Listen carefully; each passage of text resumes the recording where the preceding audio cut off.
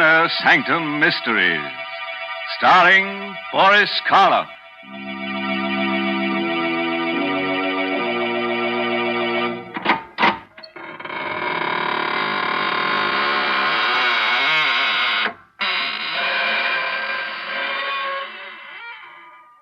Good evening, friends of the Inner Sanctum. This is your host. Welcome again through the squeaking door to another session of mystery, murder, and madness. Oh, excuse me if I don't get up, but I'm all worn out. Yes, I've had a hectic few days with an old friend who just blew into town. He's one of those earnest souls who insists on doing everything for himself. Consultations with the monument makers, the grave diggers, fittings at the coffin maker. Yes, quite a busy body. But then we only die once, you know. You've been very hard on my friends. Very. And they won't like it. But then most live folks don't enjoy being scared to death. And that's just what's going to happen to you tonight. Our story is called The Corridor of Doom. It's an original radio play written by Robert Newman. And our star tonight is a man who gives even me the shakes. The famous star of stage, screen, and radio, Boris Karloff. Have you thought about death lately? Not the fact that it's inevitable, that it must come to all of us someday, but rather how it will come. Do you think of it as a sleep and a waking, of a sudden transition from one state of being to another, or to a state of non-being? John Clay was one of those people who never thought about it at all, until he found himself walking down that dim and endless passage which... But suppose we let Boris Karloff in the role of John Clay tell you about it himself. If your blood pressure will take it, put out the lights and come on a little trip down the corridor of doom. When I woke up, I had no idea of where I was or how I'd gotten there. I was lying on a hard, white bed in a clean, white room. There was a dull pain in my abdomen. Touching it tentatively, I felt a bandage. So that was it. An operation. But for what? And where was I? At that moment, the door opened, and she came in. Good afternoon. Or is it evening? Whichever you prefer. It doesn't matter. My name's Clay. John Clay. Yes. And yours? You can call me Nada. Exactly. Where am I? In what hospital? It has no name. What? But that's ridiculous. I'd like to speak to Dr. Rogers. If you'll get him for me, please. There is no Dr. Rogers. At least, not here. Then who operated on me? And for what? Listen, I'm not a well man. I've a very bad heart. Will you get someone who can talk to me? If you wish. I'll call Dr. Stone. A chill crept through my bones. It wasn't cold. It was fear. Unreasoning and abysmal fear. The door opened again, and there stood a heavy-set man, his hair flecked with gray, and with him, my son-in-law, Alex Bartlett. Alec, I can't tell you how glad I am to see you. Hello, Father. But why are you standing out there? Why don't you come in? Oh, no. No, I shouldn't advise it, Mr. Clay. And why not? And why... Oh, was it you who operated on me? Yes. I'm Dr. Stone. Why wasn't Dr. Rogers called in? He's taken care of me for years. There wasn't time. It happened during the night. Acute appendicitis. And even as it was... Even as it was? What? And why are you dressed that way, Alec? All in black. Well, it's customary. After all, you are my father-in-law. Of course I am, but... Now, look, Alec. You've got to stop being so mysterious. You know about my heart, what any sudden shock will do. I don't think you need worry about that anymore, Mr. Clay. And as far as the mystery is concerned, this initial period of adjustment is always a little difficult. Difficult? Do you realize what it's like, lying here helpless, completely isolated, as if I were all alone in the world? Or isn't there someone I can talk to?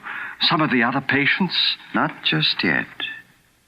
When the time comes, you'll meet them. But, look, Doctor, I can't stand much more of this. I can't. If I don't find someone who really cares about me, who'll treat me like a normal human being... My dog. How about my dog? What do you think, Doctor? Yes, that's possible. We'll see what we can do, Mr. Clay. Come along, Bartlett. Goodbye, Father. You'll be back, won't you, Alec? I don't know. I'll try, but it's difficult. Very difficult. Then don't go, Alec. Don't leave me here all alone. Come back. Come back.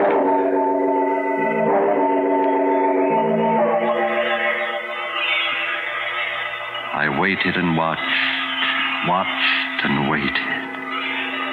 Then the door opened, and there was the doctor again. There was a small, thin-faced man with him this time, wearing the white coat of an orderly and carrying a black box with a handle. My dog. You brought my dog. All right, Martin. Give it to him. Yes, sir. Thank heaven, now at least. Come on, Carrie. Come on, boy. Get up. Wake up. Why, what's the matter? Carrie. He's not asleep. He's dead. You wanted him, Mr. Clay. But why didn't you tell me? When did he die? How? How old was he? 11 and a half. Maybe 12. Pretty old for a dog. That's probably why he could come. What do you mean? What are you trying to do to me? Don't you realize I'm a sick man? Easy, Mr. I won't Clay. take it easy. I won't stay here another minute. I'm leaving right now. Sorry, but I don't think we can permit it. Oh, well, we'll see about that. You're getting yourself all upset for no reason, Mr. Clay, making it very difficult for the rest of us. Martin, Yes, you'd better let me have some of that bottle there. About 10 cc's. The red medicine? Yes. I don't want any medicine. I won't take it. Now, please, Mr. Clay. I won't, I tell you. No, I don't want the... It's awful. Salty. It tastes like... Yes. But I think you'll find that it will make things much easier for you. Very much easier. You're doping me up. That's what you're doing. Putting me to sleep. You think that when I wake up, I'll forget about everything. Yes, Mr. Clay. You'll forget about everything. Everything.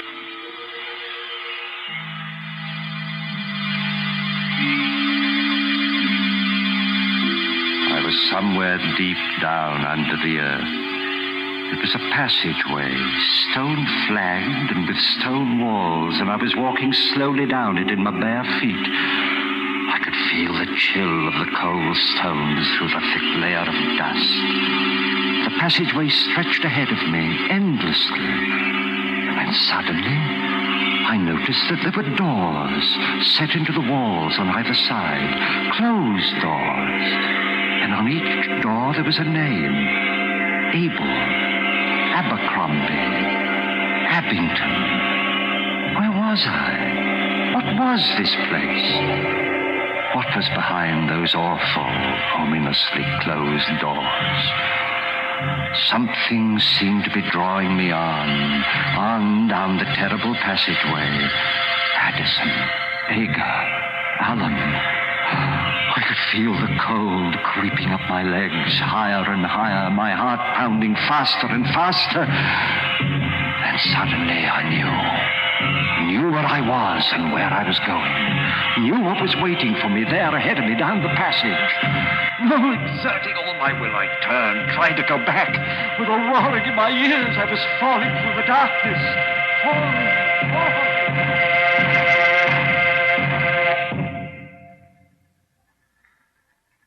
When I opened my eyes, I was in that cold, white room again, clutching the blankets with trembling hands.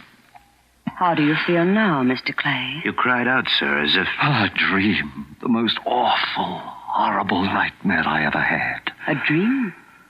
The doctor will be very interested.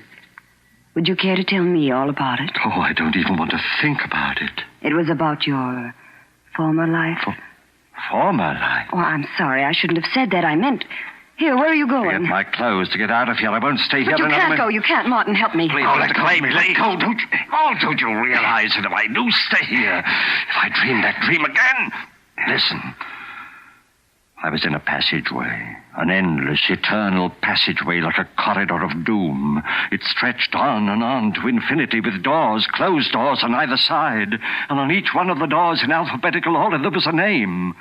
The name of all those who had died since the beginning of time. I was walking down that corridor on my bare feet and... Why are you looking at me that way? You mustn't talk about that. You mustn't, do you hear? But you asked me. You didn't dream that dream. You couldn't have. And you've got to get it out of your mind. We'll help you. We'll give you a massage. That should make you relax. The alcohol, Martin, right over there. A massage, you think that'll help? If it doesn't, we'll call Dr. Stone. Try something else. Martin. I see. Now what? What are you staring at? Your feet. On the soles. Dust. Thick, gray dust. Dust. Like the dust in the passage. The corridor of doom. And that means... It wasn't a dream. It means... I was really there.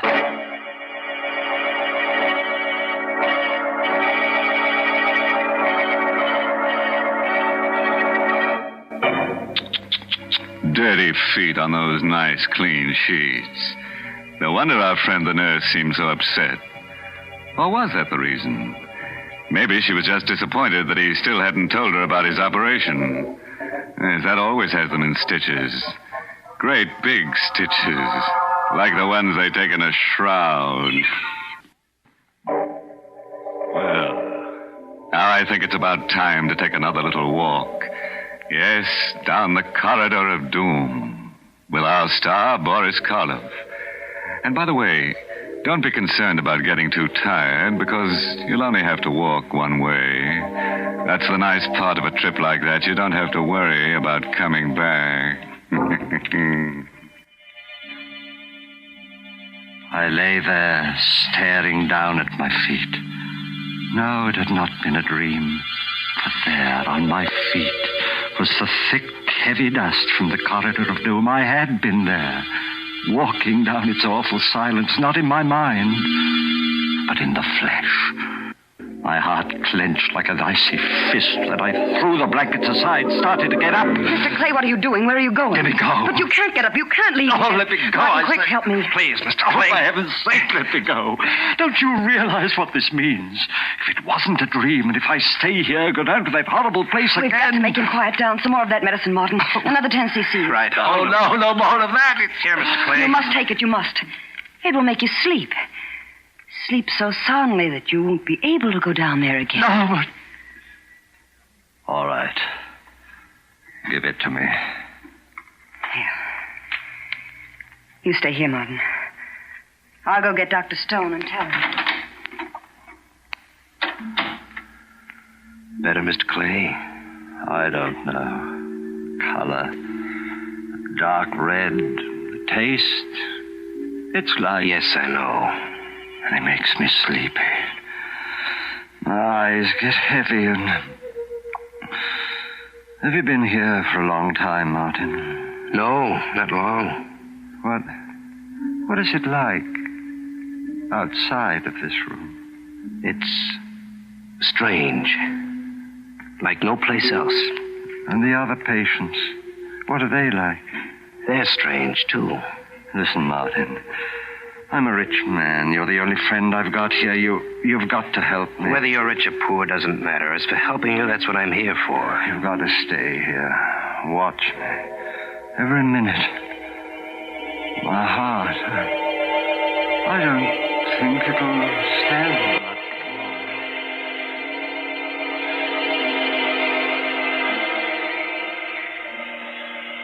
My first sensation was one of cold, numbing cold creeping up my limbs. I reached for the blankets, couldn't find them. Then I opened my eyes, and I was there again, back there in that awful endless passage, that corridor of doom. The same stone wall, stone floor, covered with a thick layer of dust. The same doors with a name on each one, on both sides of me.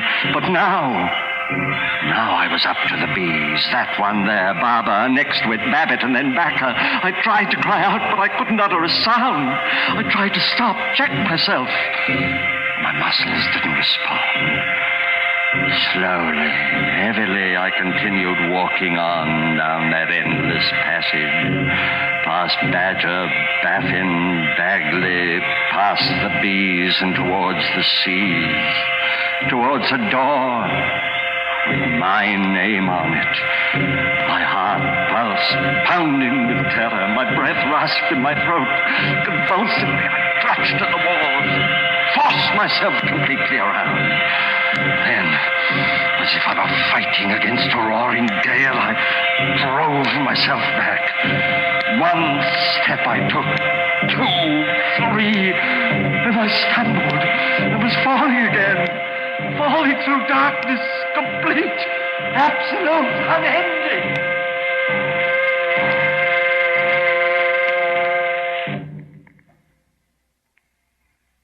Even before I opened my eyes, I knew where I was. Back in my room, the sheets crumpled in my sweating hands. I lay there for a moment. I knew that this was my last chance. And this, I knew where I was.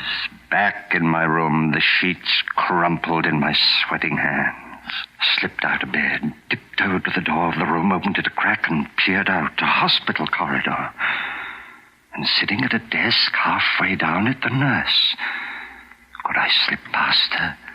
Then on a table next to the door, I saw the telephone. A telephone! Now I could get help. Reach someone who would save me, take me out of this place. Picking it up quietly, I dialed my daughter's number, Alec Bartlett's wife.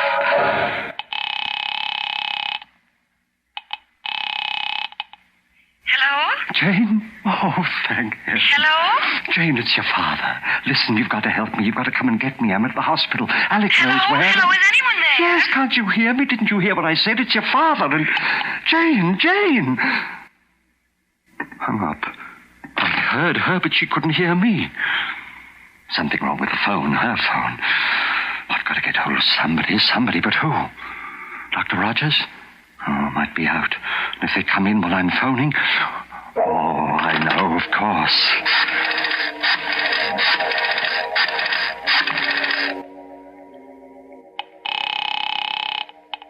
Police headquarters, Ryan speaking. Hello, police. This is John Clay of Riverside Road. I'm at a hospital. I don't know where. Hello?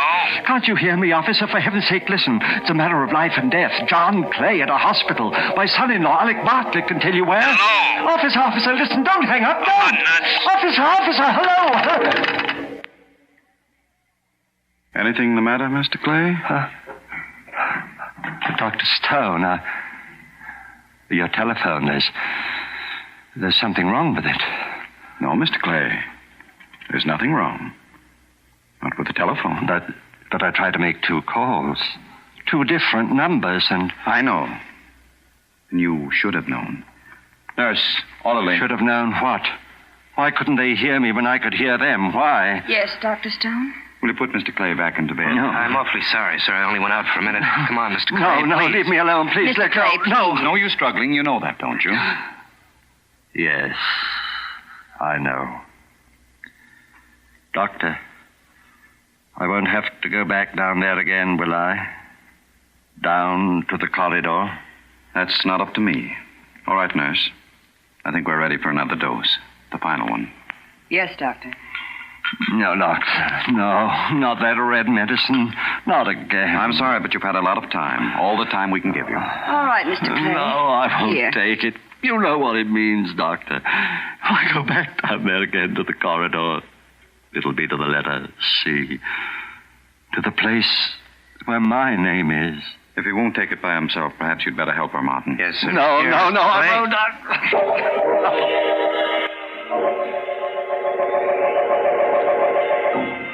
Again, I knew where I was before I opened my eyes. I could feel the dust under my bare feet, and through the dust, the biting chill of the cold stones. I was there, back in the corridor, walking down its silent length past the blank, closed doors. For the names on the doors, now they were all C's. Cabot, Cadden, Cahoon. On I walked, the beating of my heart, the pounding of my pulse loud in my ears. On down the passage, no longer even trying to fight against what I knew was inevitable. On past Cameron, Chelsea, Chiswick, and then, suddenly, terribly, one door. A door with my name on it, gaping, waiting for me. I tried to stop, to turn, but my legs carried me forward. I was but 2 doors away. I could see into it now, see that it contained nothing. Absolutely nothing, not even a coffin. Just stone walls and a flat stone slab. I was turning to step over the threshold. I made a last convulsive effort. Merciful heavens, help me! Save me!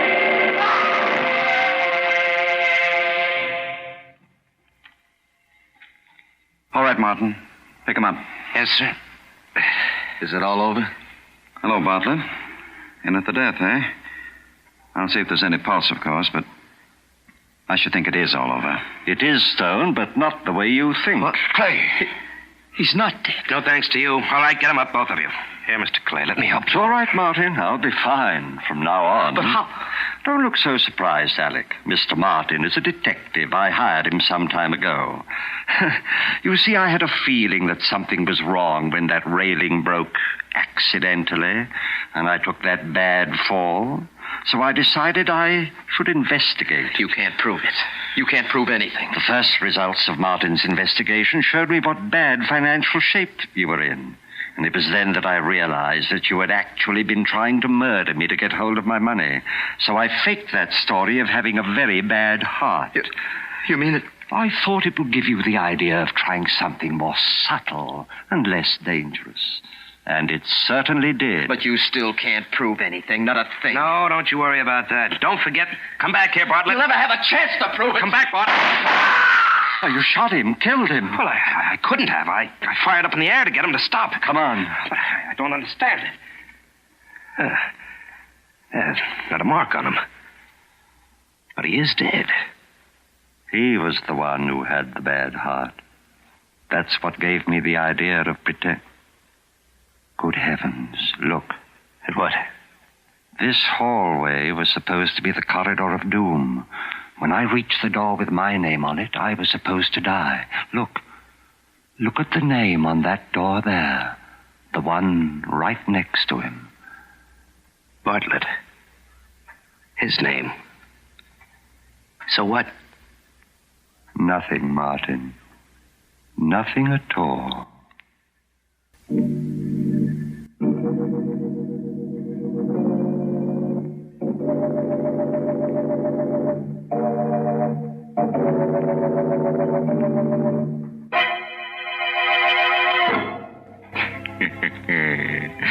Now, where do you think old Dr. Stone got the idea for that little alphabetical graveyard?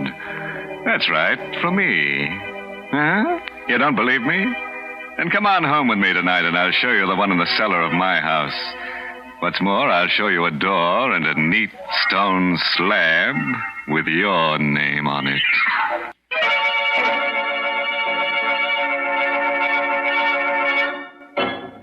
And now a word of advice. If you should wake up tonight with a sudden chill, find yourself walking barefoot down a dusty stone corridor with doors on both sides of it, don't get excited. Just insist on a doom with a view. Good night. Pleasant dreams.